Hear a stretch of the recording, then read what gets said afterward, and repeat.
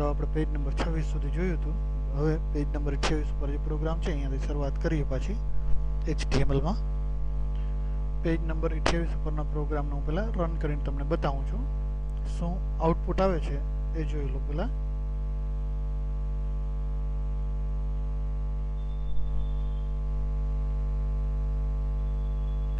Google ક્રોમમાં એનો output તમે જો.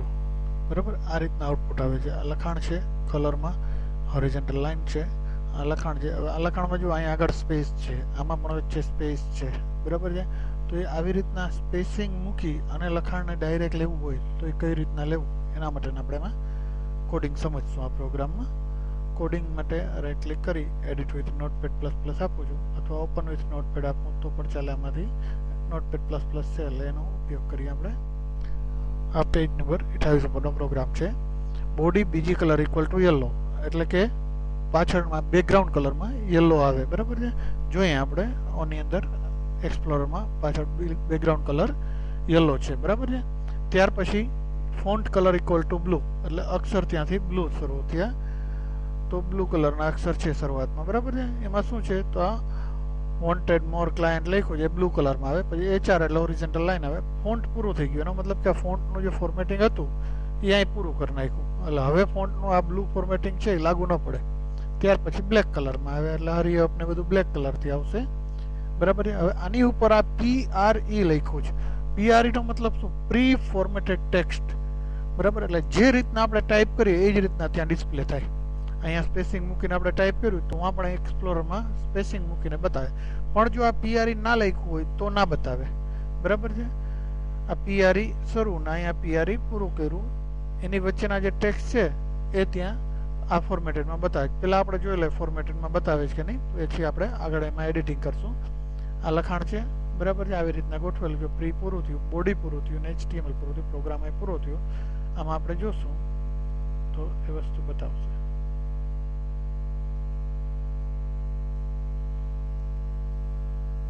બતાવે છે જો સ્પેસિંગ સાથે. હવે આપણે પ્રી કાઢી નાખીએ. PRE જે હતું પ્રી ફોર્મેટેડ વાળું એ ટેમ્પરરી એને રિમૂવ કરીએ. હવે ટેમ્પરરી રિમૂવ કરવા માટે અહીંયા આવી રીતના નિશાની કરી less than exclamation sign double minus double dash, પાછું અહીં પાછળ પણ ડબલ ડેશ અને ગ્રેટર ધેન કરીએ તો એનો મતલબ કે એ લાઈન છે એ કમેન્ટ બની જાય, એટલે એ ક્યાંય કોડિંગ તરીકે ઉપયોગમાં ન આવે. બરાબર છે. હવે એને આપણે એવી રીતના કરી અને હું જોઈએ. બરાબર, એટલે એ રિમૂવ કર્યા બરાબર થયું. પ્રી આપણે છે એ રિમૂવ કરી નાખ્યું. બરાબર છે.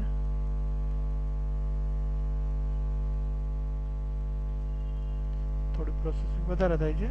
રિફ્રેશ આપ્યું છે મેં, જોઈએ.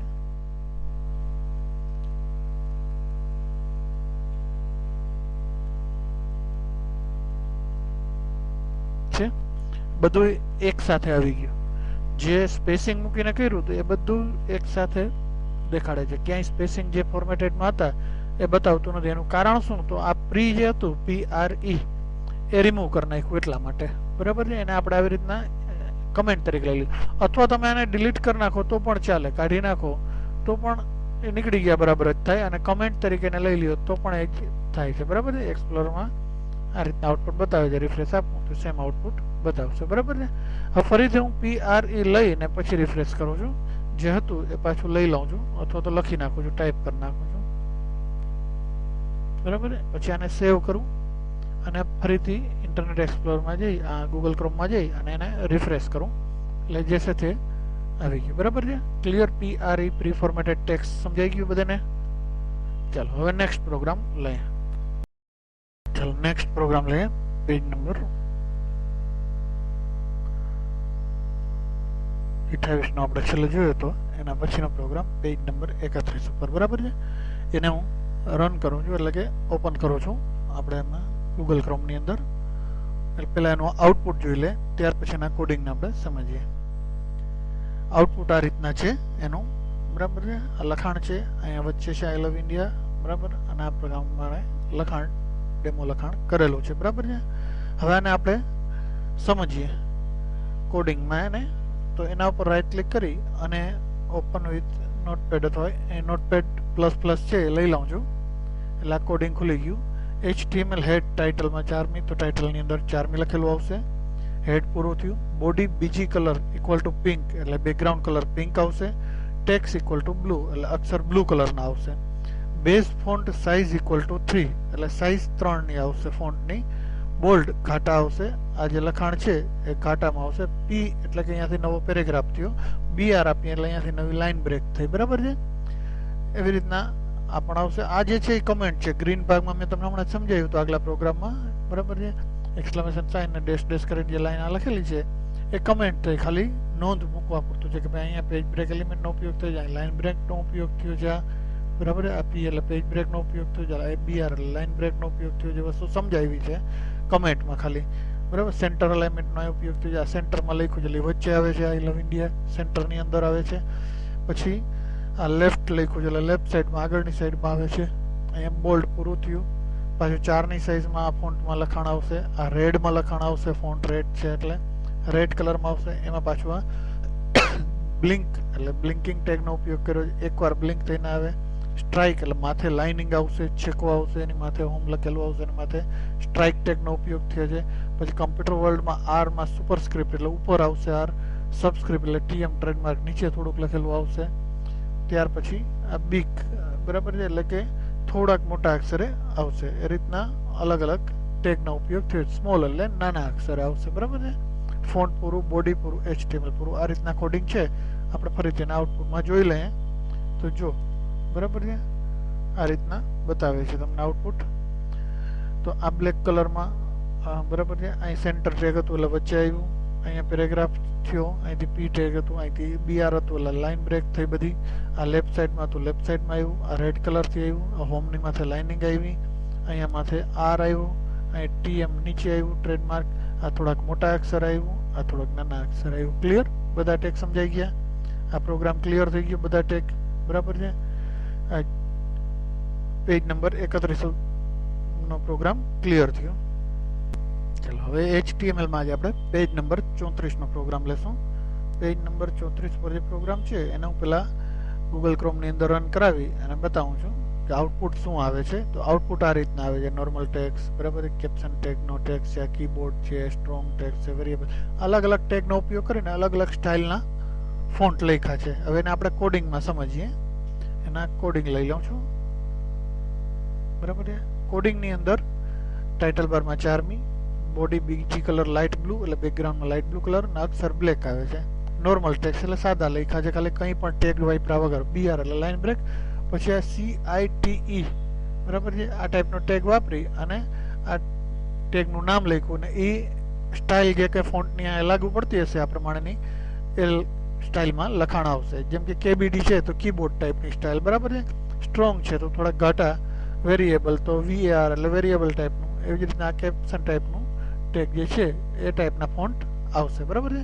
બોડી પૂરું, HTML પૂરું. અને આઉટપુટમાં આ રીતના જોયા આપણે કે અલગ અલગ સ્ટાઇલના ફોન્ટ આવ્યા અને બેકગ્રાઉન્ડમાં લાઇટ બ્લુ કલર આવ્યો. બરાબર છે. પ્રોગ્રામ નંબર 34 ક્લિયર થઈ ગયું, સમજાઈ ગયું. એના પછીનો પ્રોગ્રામ લઈએ. પેજ નંબર 39 ઉપર 39મો પ્રોગ્રામ. અને ફરીથી ઓપન આપીને પેલા Google Chromeમાં તમને એનું આઉટપુટ બતાવું છું. તો એમાં મરક્યું છે એટલે કે આ બધી લાઈનો જો અલગ અલગ ડાયરેક્શનમાં આવ જાવ કરે છે. જેમ કે આ બાજુ આવે છે, એક લાઈન અહીંથી જઈને અહીં અટકી ગઈ. આ લાઈન આવે છે આ બાજુથી, આ ઉપર નીચે થાય છે. આ લાઈન પણ આમથી અહીંયા આવે છે. હવે આ લાઈન ત્રણેય જે આવે છે એ અહીં જાય પછી શું એની ઇફેક્ટ થાય છે જોઈએ આપણે. બધીની અલગ અલગ ઇફેક્ટ હશે. તો જો ત્રણેય લાઈન અત્યારે અંદર ગઈ ને અહીંથી ત્રણેય લાઈન રિટર્ન આવી. બરાબર છે.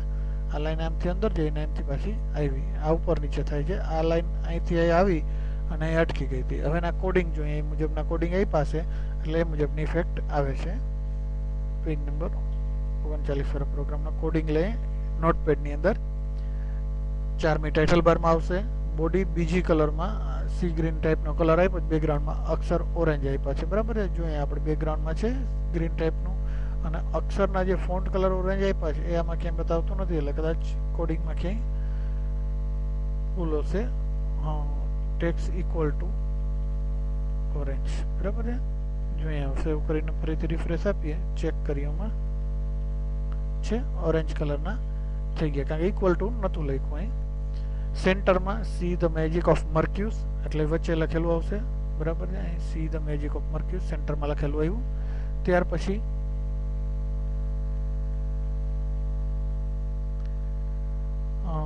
મર્ક્યુ direction left loop equal to 2 મર્ક્યુ લેફ્ટ બરાબર લેફ્ટ સાઈડમાં એ મર્ક્યુ સ્ક્રોલિંગ થાય આપણે જોઈએ તો આ જે મર્ક્યુ છે ઉપર જાય છે લેફ્ટ સાઈડમાં સીધે સીધે આમ જાય છે બરાબર છે મર્ક્યુ એવી રીતના ડાયરેક્શન લેફ્ટ છે અને પછી આ લૂપ ઇક્વલ ટુ 2 આપ્યું છે એને સેવ કરીને એકવાર ફરીથી જોઈએ એની અસર શું બતાવે છે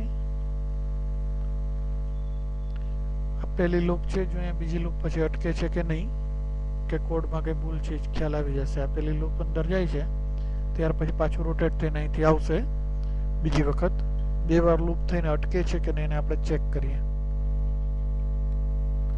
આ પહેલી લૂપ પૂરી થઈ રોટેશન કમ્પ્લીટ થયું પહેલી લૂપનું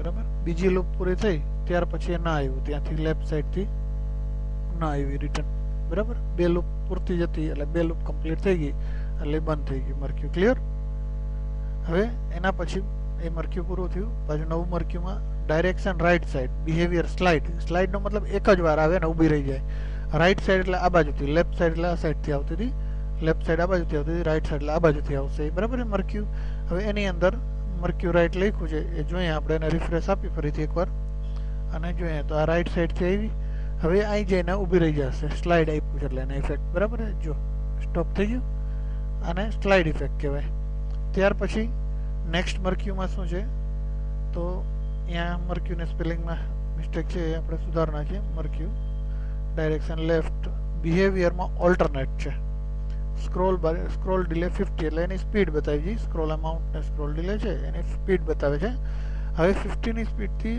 આ લેફ્ટ 1 લખ્યું છે જો બરાબર એ ઓલ્ટરનેટ લખ્યું છે ઓલ્ટરનેટનો મતલબ શું આ બાજુથી આવે આમથી આવીને અહીંયા અટકી જાય વળી પાછું અહીંયા આવીને અહીંયા આવે રિટર્ન થશે જોઈએ આપણે એને લેફ્ટ 1 વાળું કયું છે આ રેડ બેકગ્રાઉન્ડમાં આવે છે બરાબર છે ના એની ઉપર જે આવે ને જોઈએ આપણે બરાબર આ લેફ્ટ 1 છે આ રાઈટ 1 છે આ લેફ્ટ 1 માં જોઈએ આપણે અહીંથી ભટકાઈને પાછી રિટર્ન થશે આ લેફ્ટ સાઈડથી આવી ઓલ્ટરનેટ છે એનો મતલબ કે અહીંથી એ વસ્તુ રિટર્ન થઈ છે પાછું અહીંયા ટચ થઈને એ આ બાજુ આવશે રિટર્ન ક્લિયર સમજાઈ ગયું હવે નેક્સ્ટ લઈએ એના પછીનું આ મર્ક્યુ પૂરું થયું પછી હવે રાઈટ વાળામાં મર્ક્યુમાં બીજી કલર લાઇટ લાઇમ એટલે બેકગ્રાઉન્ડ કલરમાં લાઇટ લાઇમ આપ્યું છે હાઇટ ઇક્વલ ટુ 25 આપી છે અલાઇનમાં મિડલ આપ્યું છે બરાબર છે પછી ડાયરેક્શનમાં રાઈટ છે